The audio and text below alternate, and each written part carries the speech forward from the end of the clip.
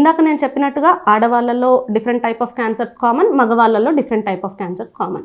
ఆడవాళ్ళ విషయానికి వస్తే కామన్గా బ్రెస్ట్ క్యాన్సర్, దాని తర్వాత నెంబర్ 2 పొజిషన్లో సర్విక్స్, గర్భాశయ మూతి క్యాన్సర్స్ అంటాము. సో సర్విక్స్ క్యాన్సర్స్ కామన్గా చూస్తూ ఉంటాము. వెరాస్ మగవాళ్ళల్లో లిప్, ఓరల్ క్యావిటీ, గొంతు, throat cancers followed by lung cancers కామన్గా చూస్తుంటాము. అండ్ మా ప్రాక్టీస్లో మేము కామన్గా చూసేవి కూడా ఇవే.